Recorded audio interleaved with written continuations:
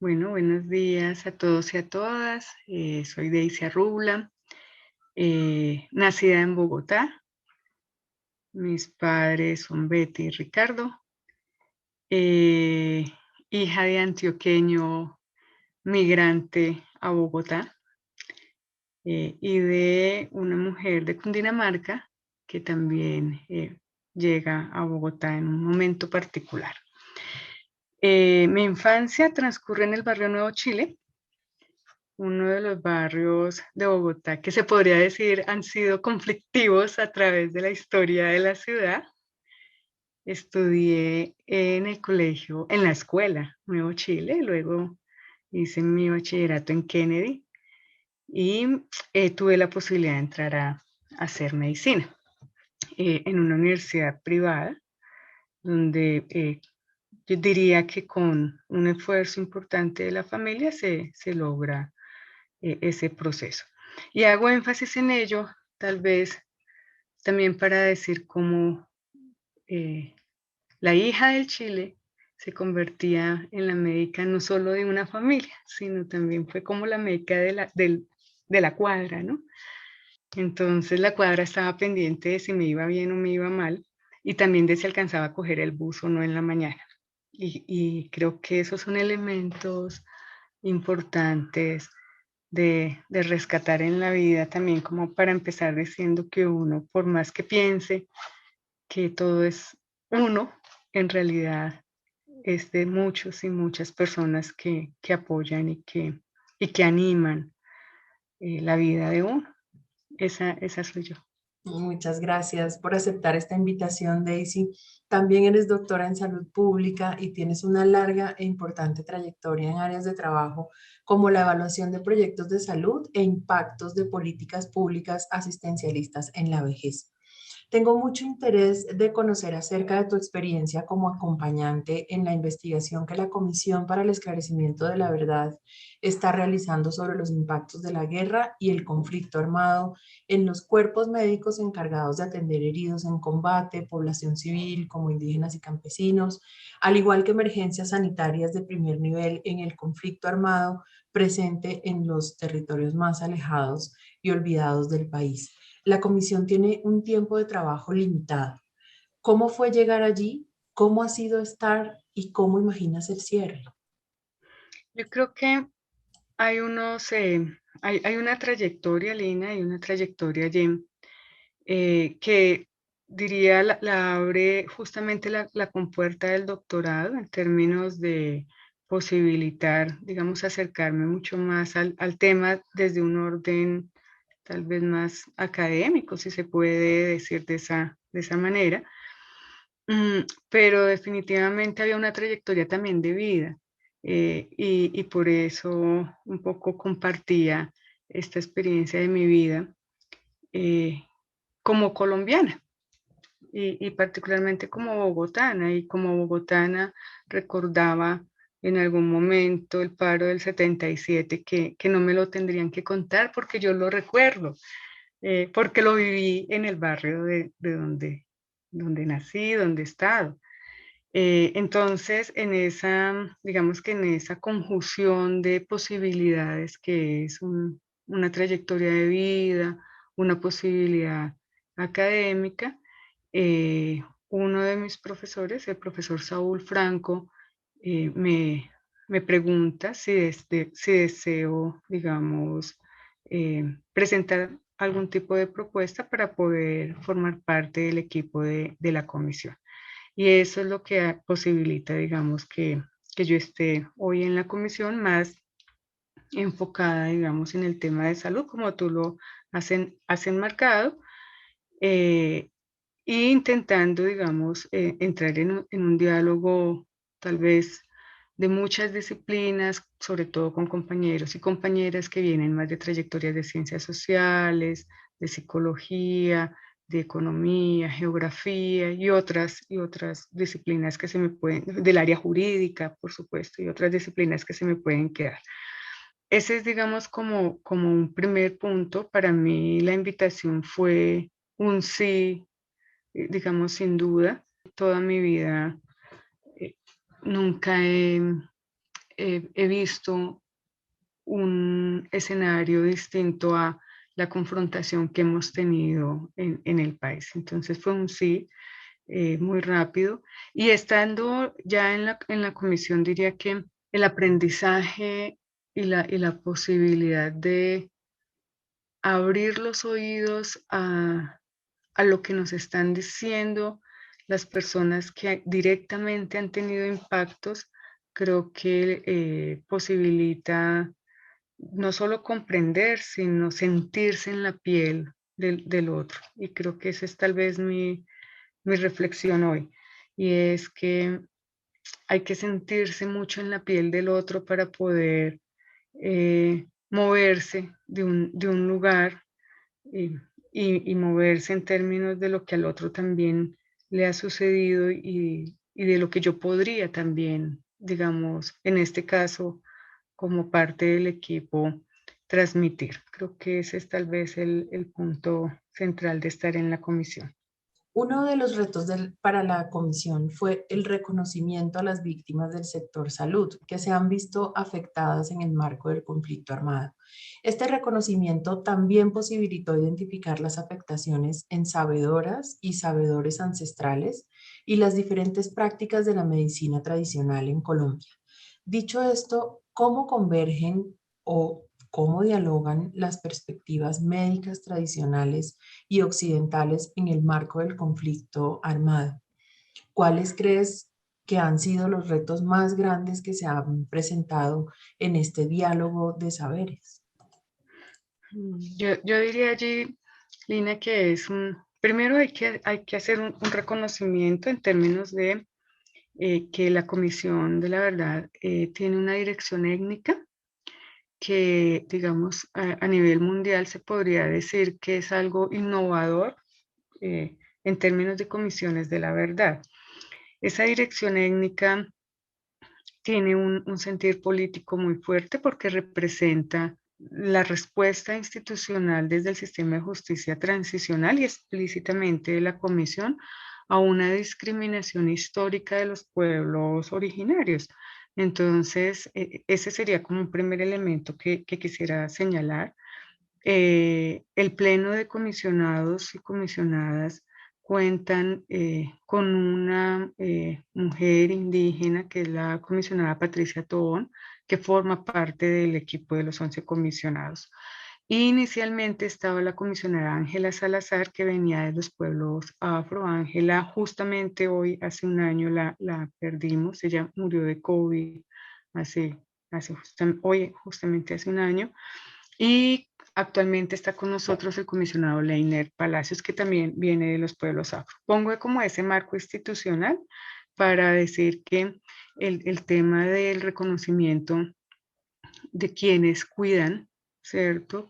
Digamos, no solamente son los trabajadores de la salud, también hablábamos un poco extra escena, hablábamos de las mujeres que cuidan, de las mujeres que han sido buscadoras, eh, digamos como un ejemplo del cuidado. Y explícitamente ya en los trabajadores de la salud, pues hicimos como esta mirada de todos aquellos todas aquellas personas que en los territorios generaban cuidado. Creo que ese es un primer elemento esencial. Eh, y en esa mirada de ese primer momento de quiénes son los que cuidan, quiénes son los que aconsejan, ¿no? Sobre la vida, pues el sabedor ancestral, las parteras, los curanderos, remedieros tienen un lugar central en la conformación del país y en la conformación de los pueblos originarios. Para nosotros, voy a decirlo de esta manera, no fue difícil eh, esta comprensión, dado que nos ubicamos justamente como en el núcleo de la vida y al pensar la vida fue muy fácil poder ver todos aquellos que estaban alrededor de la vida, del nacimiento, del crecer, de la menopausia, en las mujeres, por ejemplo, e incluso del acompañamiento en la muerte. Entonces, tal vez la categoría allí central ha sido esta idea del cuidado y alrededor del cuidado, por supuesto, el sabedor ancestral y las parteras tienen un lugar específico. Allí también hay algo muy importante y es que un poco a diferencia de la medicina occidental, eh, estos agentes de cuidado tienen además un papel espiritual y político muy fuerte en sus comunidades, ¿cierto? Por la manera como se concibe la relación con el territorio, la relación con la tierra, con la naturaleza. Y tal vez eso ha sido uno de los elementos de los que, digamos, que más nos ha permitido también comprender la gravedad de una afectación a un sabedor ancestral, ¿sí? O a una partera, en términos de que cuando se afecta a un sabedor o una sabedora o una partera, o ya he nombrado otros agentes, lo que se afecta directamente es el centro del cuidado de la vida de esos pueblos. Lo que se afecta directamente es esta posibilidad del acompañamiento espiritual, digamos, de la posibilidad no solo de reproducir materialmente la vida, sino de reproducirla culturalmente y espiritualmente. Y creo que eso hace, digamos, imprime también una diferencia importante en términos de las afectaciones y hace que la comisión en el reconocimiento en salud le hubiera dado un lugar central al tema, porque no podríamos pensarnos la vida sin estas dimensiones también espirituales, históricas, sino la vida, o sea, la vida, solo la vida biológica no tiene, digamos, sentido para las personas. Ese diría yo que ha sido tal vez lo más importante. En términos de reto, la posibilidad de compartir lo que ha sucedido con los pueblos originarios, también de reflexionar, por ejemplo, sobre algunas situaciones particulares que se han dado en los pueblos originarios y específicamente con las organizaciones de salud del régimen subsidiado, mostrando realmente cómo allí se ha dado un impacto fuerte sobre su gobierno propio, sobre sus posibilidades de decisión, ¿cierto? Sin generar, digamos, o cuidando más bien el que al contarlo las personas puedan tener una posibilidad de comprender lo que ha pasado y no solamente de escuchar un relato reducido que estigmatice más, digamos, a poblaciones indígenas o a poblaciones afro. Creo que el reto ha estado puesto allí, el que tengamos una capacidad de contarlo de una manera comprensiva, que no genere más rupturas. Pensando en la tarea que estás llevando a cabo y juntando esa tarea con un interés que compartimos, estaba pensando cómo es de importante para las colombianas y los colombianos reconocer el hecho de que la vida se vive distinto cuando se han sufrido victimizaciones acumulativas a lo largo del tiempo y cuando la única manera de vivir es una atravesada por las heridas profundas que ha dejado el conflicto en tantos territorios, en tantas comunidades, en tantas familias, en tantas personas. Y pensaba, ¿cuál es la reflexión que te acompaña? Seguro no terminada de hacer porque estás en medio de, pero ¿cuál es la reflexión que te acompaña cuando piensas en el transcurrir vital en medio de lo violento? O sea, ¿cómo es cómo has visto en otros esa experiencia de vivir a lo largo de la vida en medio de un contexto que no deja muchas alternativas casi para nada, para planear qué hacer, para elegir cómo vivir, para tener autonomía, para eh, caminar dignamente con garantía de derechos, etcétera, sino que por el contrario lo que hace es arrasar, devastar, desolar, desarraigar? ¿Cómo lo piensas? Creo que hay como dos elementos muy fuertes. De una parte, la fuerza vital de las personas para resistir. Creo que ese es un elemento que a mí, y estoy obviamente hablando por, digamos, un poco en clave de mis reflexiones, no en clave de una respuesta institucional, ¿cierto? En clave de mis reflexiones, creo que la fuerza vital de las personas es sorprendente. eh, y es sorprendente porque está presente en todo su relato y en todo su relato a lo largo de la vida, porque en los distintos momentos de la vida han tenido que enfrentar embates, embates que no son producto de un, digamos, no son naturales, son embates que son derivados de otras personas que se han organizado para generar pues un proceso violento. Creo que eso es importante también decirlo, no es un embate de un terremoto que nadie esperaba, no, es, es que allí se ha dado una organización de un proceso violento y por eso se habla del conflicto armado. Mm, entonces, de una parte, esa resistencia, esa generación de fuerza que les acompaña, y de otra parte, una capacidad de acomodarse en unas circunstancias muchas veces son realmente precarias para las personas y que en algunas ocasiones nacen, digamos, desde el nacimiento las personas viven esas precariedades económicas, culturales, de exclusión. Creo que ese es tal vez el punto más fuerte. Hay un elemento cuando a veces reflexionamos sobre esta idea del curso de la vida, donde uno usa mucho la palabra disrupción, ¿no? Aquellos eventos que son disruptivos de la vida del otro, como la desaparición de un ser querido, una violencia sexual, o sea, un hecho que genera victimización por sí mismo es un hecho disruptivo de la vida de esa persona, de esa trayectoria individual, de esa trayectoria familiar. Y pienso que en general las personas asumen esos hechos y van viviendo también, y van viviendo una cirugía, otra cirugía,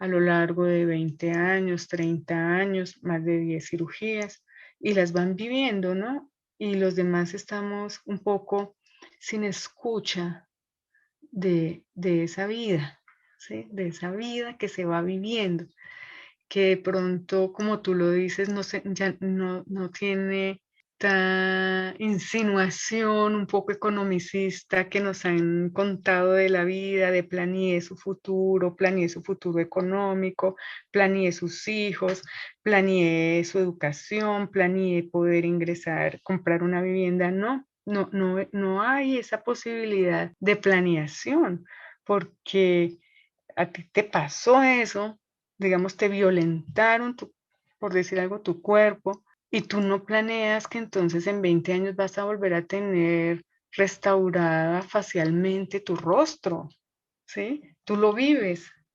Vas a ese día a esa cirugía de emergencia y saldrás de allí y te han dicho que luego necesitas otra y luego te dicen que necesitas otra y 20 años después te dicen que necesitas otra. Ese yo creo que es un elemento y estoy poniéndolo desde el punto de vista del cuerpo y de la relación con el servicio de salud, porque ha sido como mi mayor aprendizaje.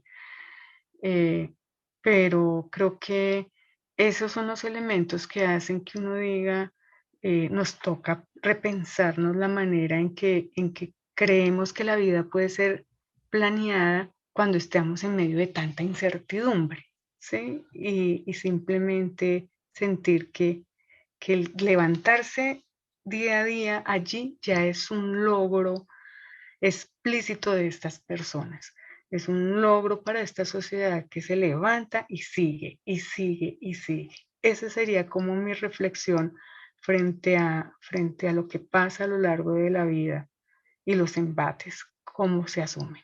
Teniendo en cuenta la hostilidad del contexto en el cual la misión médica de la comisión tiene que trabajar, porque el contexto sigue siendo hostil, ¿cuáles han sido, a tu parecer, las principales estrategias que el equipo investigador ha empleado para la recolección de datos y testimonios en el marco del conflicto armado y en el marco de esta pandemia en la que estamos inmersos? Bien, yo allí haría una aclaración. Digamos que el concepto de misión médica está dado a aquellos que prestan la atención clínica o los servicios de salud en los territorios, ¿cierto? O en una institución de salud. En esa medida, digamos que podríamos decir que si bien en la comisión hay algunas personas que somos del sector salud, nuestro trabajo no está enmarcado, digamos, en el concepto de misión médica, aunque sí estamos estudiando lo que ha pasado con la misión médica en los territorios. Ese sería como un primer elemento que aprovecho como para compartirle a quienes nos van a escuchar de cómo la comisión organizó su trabajo. Creo que hay unos elementos que yo como investigadora señalaría relevantes. Tal vez uno de los primeros elementos relevantes para hacer el ejercicio investigativo de la comisión, el hecho de que la comisión se haya trazado como principio no hacer daño y haya incluido un equipo psicosocial dentro digamos, dentro de la conformación de la comisión que ha orientado, no solamente ha orientado la escucha y ha acompañado, digamos, la escucha de manera activa, sino que también nos ha orientado y guiado en la manera como debemos hacer los abordajes, porque no necesariamente el que seamos o el que algunos de nosotros venga de alguna trayectoria de investigación, digamos, sabíamos cómo posibilitarnos un abordaje en personas, por ejemplo, con múltiples hechos. Y esta formación ha sido importante, digamos, en términos de prepararnos independiente de nuestras trayectorias, por ejemplo, para apoyar a una persona que dentro de una entrevista puede tener lo que se denomina como un desborde emocional, que en palabras castizas es su recuerdo fue tan fuerte nuevamente en la entrevista al volver a recordar que no podemos permitir que esta persona se vaya pues nuevamente afectada, ¿sí? Ese creo que ha sido un elemento esencial. Otro elemento esencial ha sido el trabajo en los territorios, el que la comisión haya diseñado un trabajo y haya propuesto casas en los diferentes territorios. Eso también ha sido importante. Tener personas de los territorios dentro de los equipos también ha sido algo muy valioso porque nos permite también pensar en la seguridad, tanto de quienes dan sus testimonios como de quienes trabajan en la comisión. Seguridad, también me estoy refiriendo acá a seguridad física, ¿cierto? De no generar, digamos, en territorios donde el conflicto está, pues no generar espacios que puedan poner en riesgo a las víctimas. Ese ha sido otro elemento, o a los responsables, ha sido otro elemento importante. Ya en el marco de pandemia, la comisión acogió de manera muy temprana digamos, la emergencia sanitaria, las directivas de la emergencia sanitaria, y eso nos obligó a generar un cambio eh, fuerte. Algunos de estos elementos han sido posibilitadores, otros han sido restrictivos. Por ejemplo, se implementaron formas para poder utilizar medios virtuales, no solamente Internet, sino, por ejemplo, el teléfono como un medio para poder hacer las entrevistas, para poder hablar con las personas. Eso, por ejemplo, ha posibilitado en algunos casos conversaciones que de otra manera no se habrían dado. Por ejemplo, el teléfono lo ha posibilitado mucho, pero también pues nos genera cierto distanciamiento, ¿no? Cierto distanciamiento. Vuelvo a decir, por ejemplo, cómo le da uno la mano al otro que está a través de un medio audiovisual y que tiene un desborde emocional, ¿sí? Cuando, por ejemplo, por lo menos sentir la mano del otro puede ser un elemento en algunos momentos importantes. Entonces son, digamos, cosas como esas las que la comisión ha tenido que atravesar. Obviamente otro elemento que era muy importante era todo el trabajo comunitario, de espacios abiertos con participación de muchas personas, y eso fue otro elemento que se impactó muy fuerte porque pues no se podía generar ese tipo de espacios. Además, hay otro aspecto que tal vez es menos visible. Esto de lo que estoy hablando pues obviamente es lo más visible, y la implementación obviamente de las medidas de bioseguridad. Pero hay un elemento que es un poco menos visible, y es que una parte muy importante de la población víctima del conflicto son personas de más de 40 años. Es decir, que una parte importante de nuestra población con la que necesitábamos entrar en diálogo, incluso algunos de los responsables son personas que fueron catalogadas en riesgo, bien fuera por el proceso vital que tenían en ese momento, es decir, mayores de 60 años, o porque también allí hay digamos, una manifestación de enfermedad que las personas nos expresan, ¿cierto? En términos de personas que pueden haber desarrollado lo que se denomina ya en el argot como una enfermedad crónica. Y eso pues nos ponía otro elemento importante, y es que o sea, teníamos que ser muy estrictos en la manera de acercarnos a las víctimas, pues también para cuidar ya su salud. Creo que esos son como elementos que se han implementado, mucha creatividad. De hecho, el reconocimiento en salud se genera en plena pandemia, y la decisión fue no suspenderlo, la decisión fue utilizar medios, eh, digamos, todas las medidas, todos los protocolos de bioseguridad, y utilizar medios audiovisuales para darlo.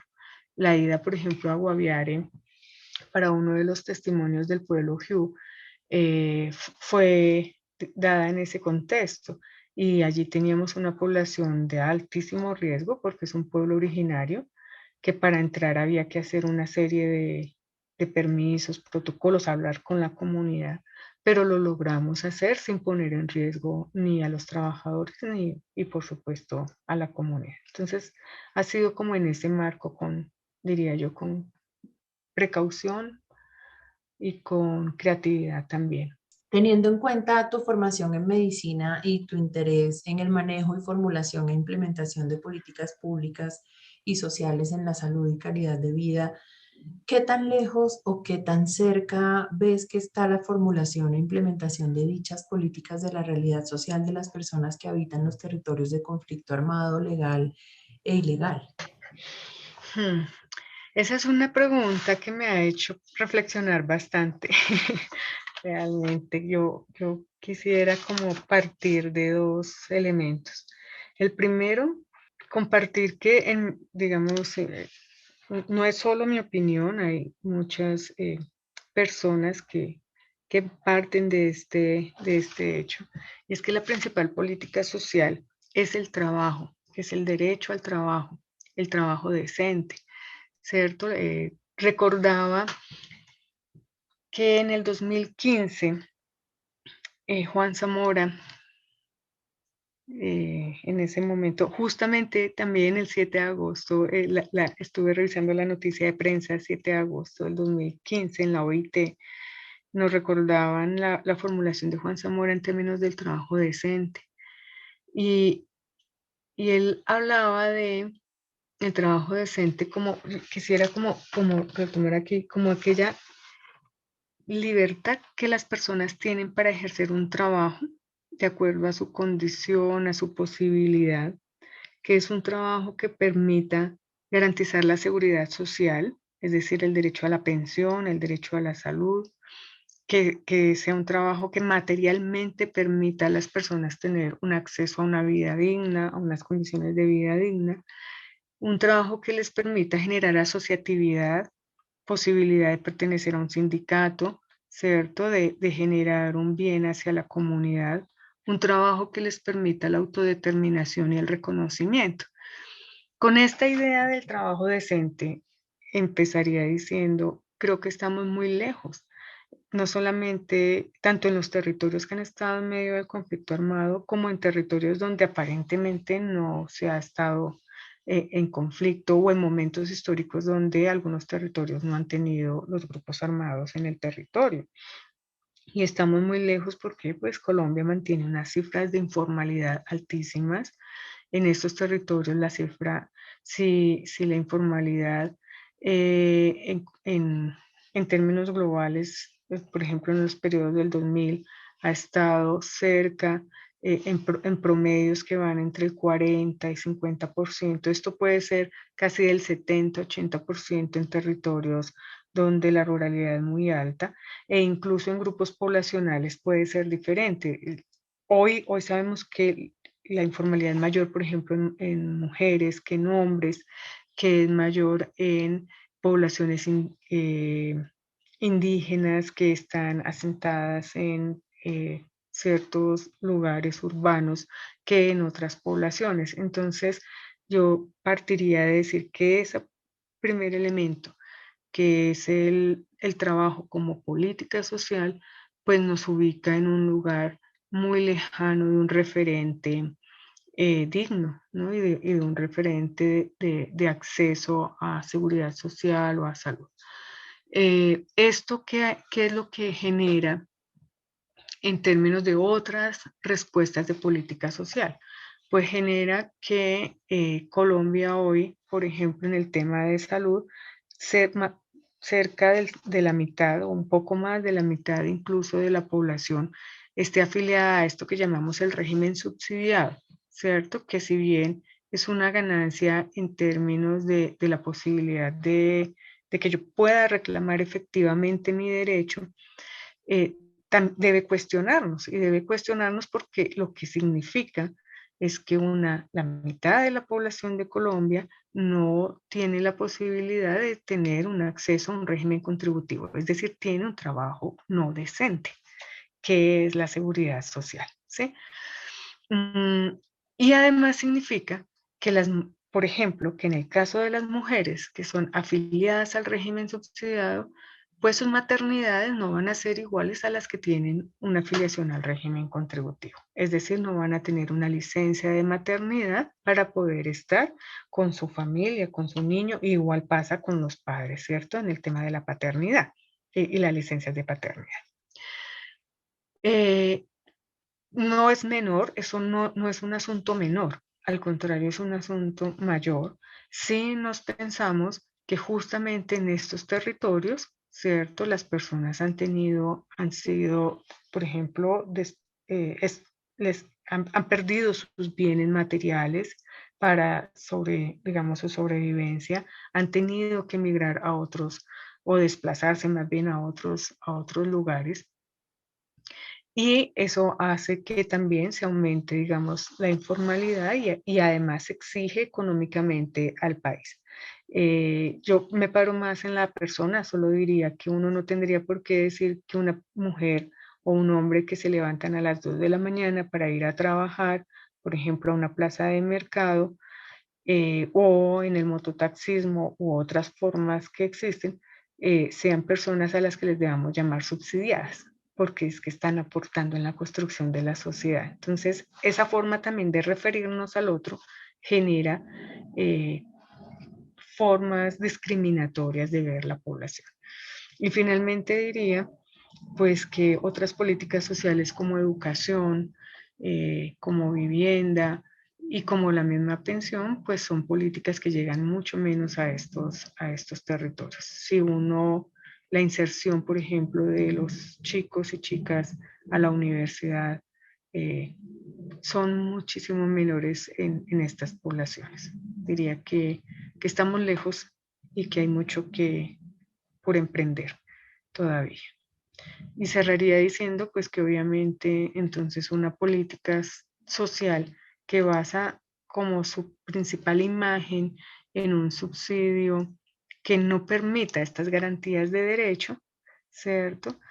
Es una política social que crea ciclos de violencia en los territorios, y crea ciclos de violencia porque las personas tienen que ceder su idea de ciudadanía, ¿sí? En términos de unas formas de clientelismo electoral para poder acceder a los subsidios que no solucionan del todo, pero que indudablemente un mercado ayuda a una familia que no tiene en un momento dado que consumir, ¿no?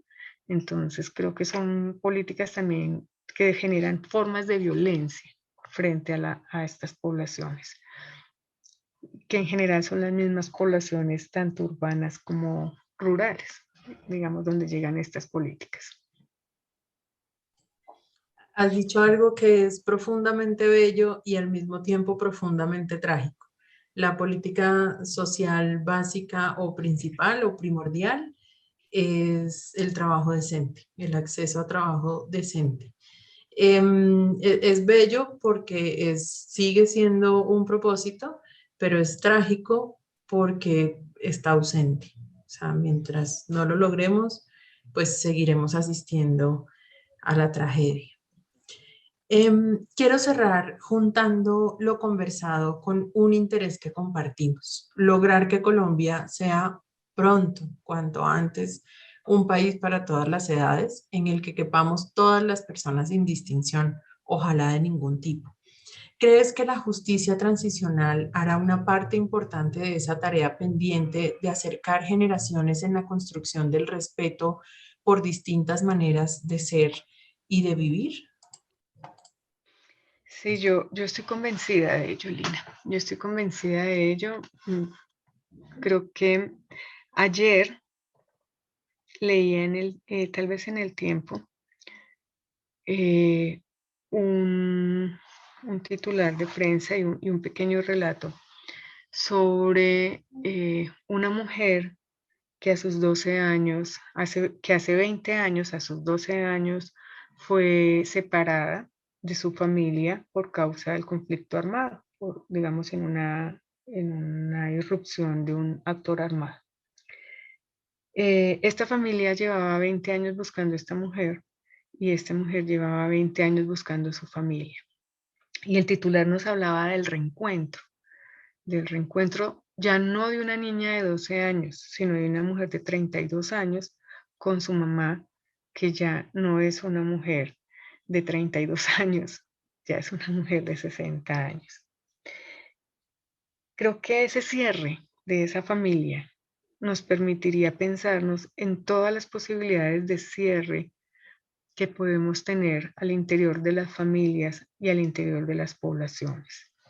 Y reencontrarnos, en este caso, es un reencuentro físico, concreto, pero reencontrarnos con nosotros a través del sistema de justicia transicional creo que posibilitaría romper esta idea de lo imposible, romper la idea de las búsquedas violentas, digamos, de justicia o de justicia a través de mi propio recurso para crear lazos con una institucionalidad y volver a sentir, digamos, que esa institución llamada Estado, que los colombianos y colombianas hemos decidido que existe, porque por eso se llama Colombia, ¿cierto? Y por eso es una organización política que nos permita reconciliarnos también con esa institucionalidad puede ayudar. Y creo que allí el sistema de justicia transicional tiene un lugar fundamental. De otra parte, comprender, tener elementos comprensivos de lo que nos ha pasado históricamente, comprender que hay generaciones que han vivido 60 años con la llegada de un grupo, la llegada de otro grupo, eh, intereses económicos, intereses políticos que han estado allí y comprender el lugar que también hemos tenido todos y todas ayudaría no solamente a atraer y hacer una especie de saneamiento, si esa es la mejor palabra, hacia las generaciones pasadas, sino también traer esas proyecciones que las generaciones anteriores tenían para ponerlas hoy de cara al futuro, que creo que es un elemento central. Mm, tuve la posibilidad de estar en un espacio, no voy a compartir el lugar por respeto, en un espacio donde a finales del 50 se generó una masacre eh, de esta comunidad. Y hoy quienes reclaman, pues son los nietos y los hijos de las personas que en esa época eran jóvenes o niños o niñas y que vieron cómo fueron asesinados sus padres, particularmente los hombres de esa población. Y esa historia lleva ahí, hagan cuentas, desde finales de los 50 hasta hoy, sin contar, sin sanar. Y digamos, se sigue reclamando que exista un pronunciamiento de que estas personas no eran chusmeros o bandoleros o cualquier otro de los términos que para la época se hubiese podido utilizar, ¿sí? Es importante para esos niños y niñas que son tal vez en algunos casos, me atrevería a decir que son bisnietos, ¿sí? Es importante saber que su abuelo no era ni chusmero ni bandolero.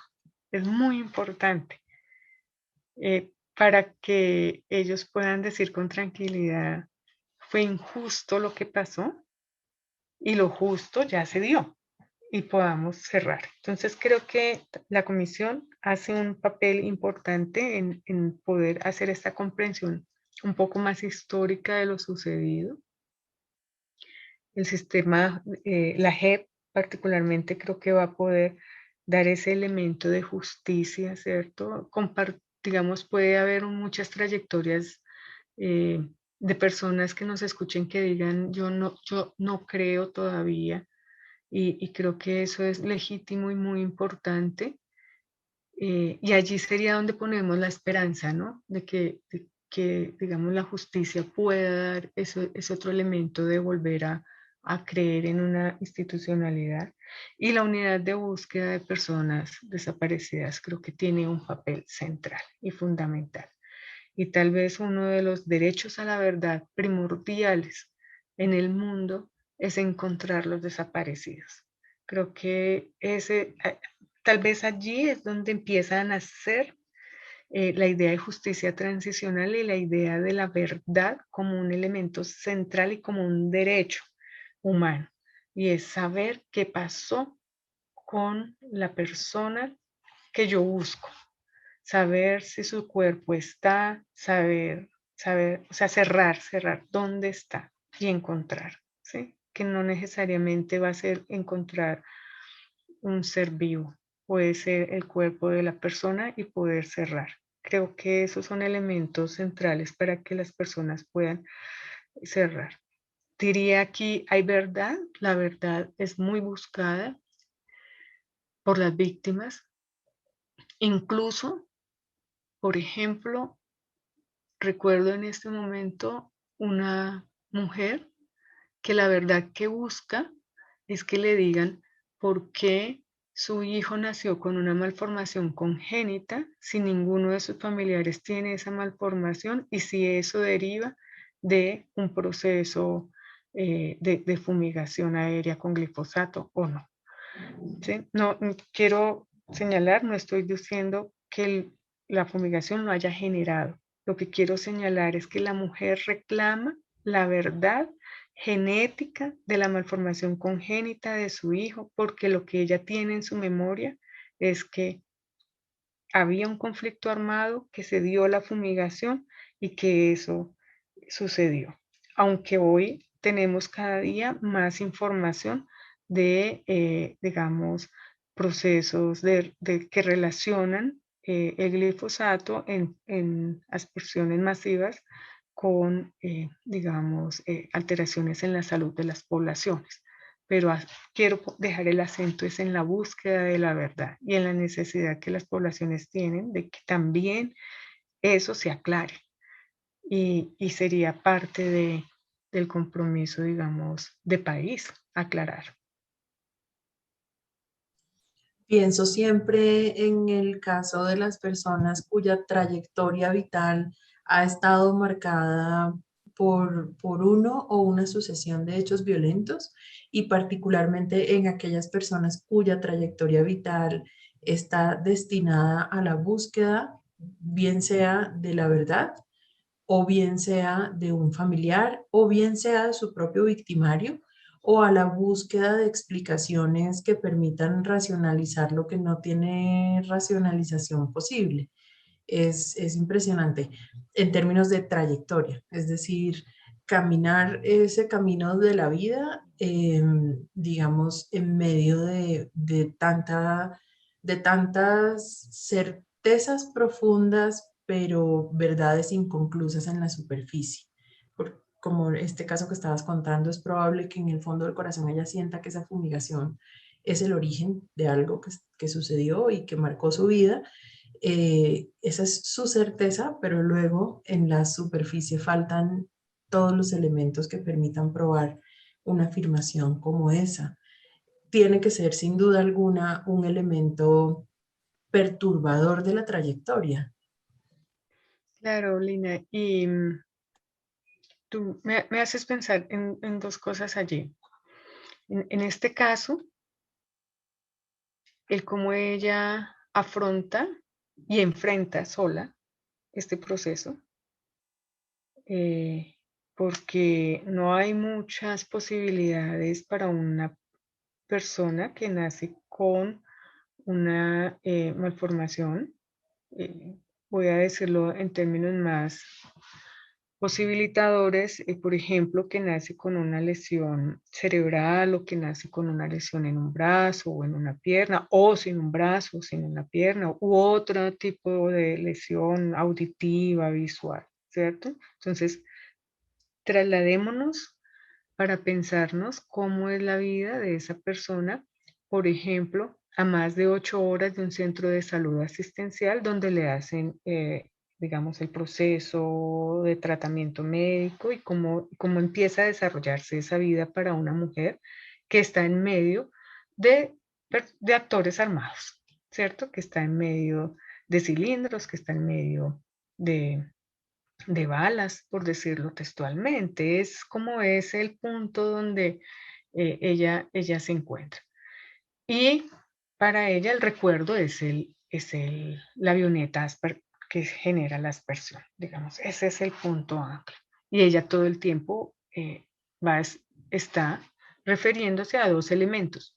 La no claridad de lo que le pasa a ella, a su hijo o hija, pero además de eso se está refiriendo, esta persona se está refiriendo a la no asistencia para poder tener una vida digna con su hijo o su hija, ¿sí?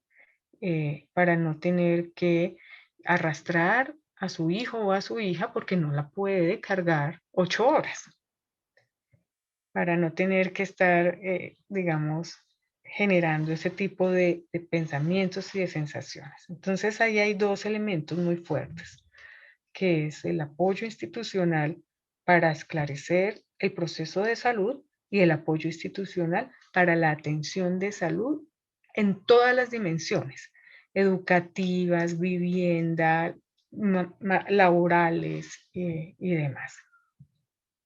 Y también me haces pensar en eh, las buscadoras, en las mujeres buscadoras, que han dedicado su vida a buscar la verdad, ¿sí? Porque es que encontrar al familiar es buscar la verdad y ese es tal vez uno de los fundamentos que han hecho que la verdad se declare un derecho humano, saber qué le pasó a mis familiares, saber dónde estaban, saber finalmente qué expectativa tenemos allí, que los responsables reconozcan los hechos. Ese es otro elemento importante allí de la verdad como derecho.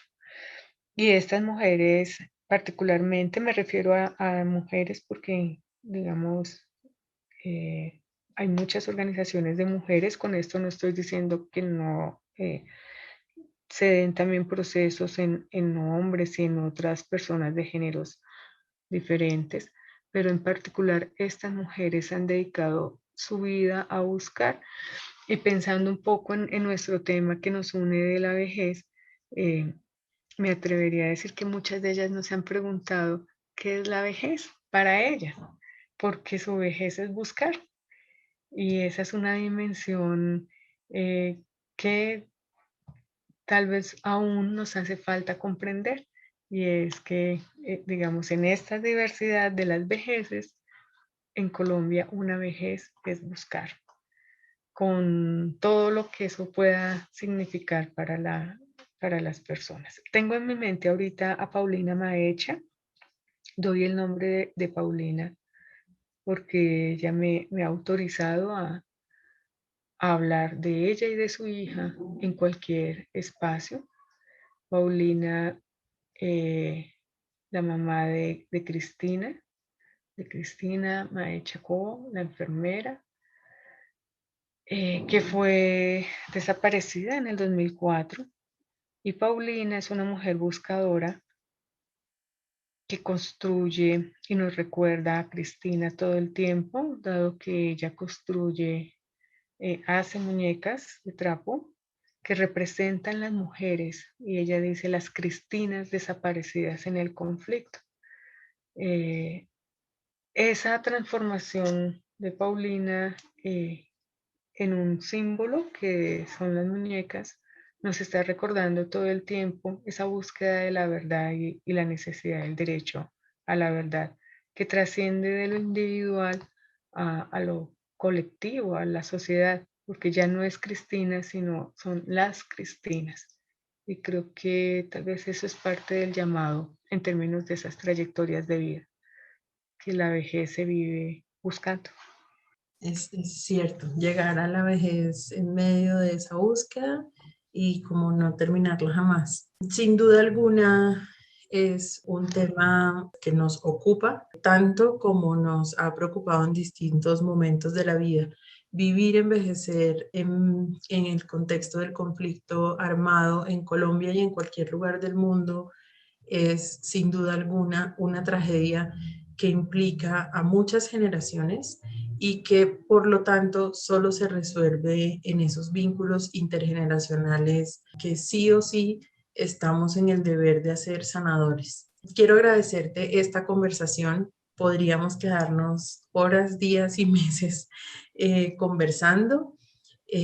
Sin embargo, sé que no es la última que tendremos y eso te lo agradezco de antemano. Quisiera saber si hay un mensaje final que quisieras dejar en este podcast para quienes nos escuchan, pensando en ese contexto violento en el que hemos vivido, seguimos viviendo y no queremos seguir, pues que no queremos que se perpetúe.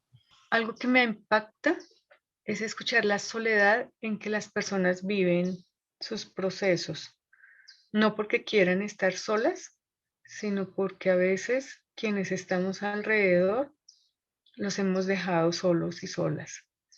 Si bien hay varias organizaciones de víctimas y personas que han estado apoyando, creo que es un momento fundamental para que Colombia sea afectiva y cuide a la población, y cuide al vecino y a la vecina, y cuide al sacerdote y al médico y a la médica o a la enfermera o al profesor o a la profesora, al amigo, a la amiga, porque la soledad del que vive la tragedia es muy fuerte, y tal vez es un elemento que en silencio también reclaman, y es que somos indiferentes frente a la tragedia del otro y de la otra persona. Y creo que es un momento de cambiar también eso. Y eso está en cada uno de nosotros y de nosotras. Digamos, no hay una ley, ni la va a haber, que diga que tenemos que ser afectivos y solidarios para con el otro o con la otra. No hay una ley que diga que si vamos en un bus y alguien se desmaya, tenemos que acudir. o si vemos a alguien llorar, debemos acercarnos y preguntar si podemos hacer algo por ese alguien, ¿sí? Entonces, tal vez eso, tal vez el mensaje es a intentar pensar más en cómo acompañamos, en cómo acompañar. Y la mejor forma también de acompañar, por supuesto. Sin duda, la manera más amable, más respetuosa, más amorosa y de nuevo más sanadora de acompañar. Es una reflexión que nos debería ocupar más tiempo del que creemos que le invertimos. Muchísimas gracias, Daisy, por esta conversación. Lina, a ti, Muchas gracias. Que todo vaya bien y que siga siendo bueno. Lina, muchas gracias y bueno, y al espacio, que creo que va a ser muy productivo. Agradecemos a Daisy Janet Arrubla Sánchez por compartir tiempo con esta audiencia. Este podcast fue grabado con equipos de computación personal, mezclado por Andrés Burbano en Visual Art Studio en 2021. La investigación fue hecha por Adriana Chocontá Forero. La locución fue hecha por Lina Paola Lara Negrete y el guión fue escrito por Adriana Chocontá Forero, Elisa Dulcey Ruiz y Lina Paola Lara Negrete. Les invitamos a visitar nuestro sitio web www.sepsiger.org para más contenidos sobre envejecimiento, vejez y transcurso de la vida.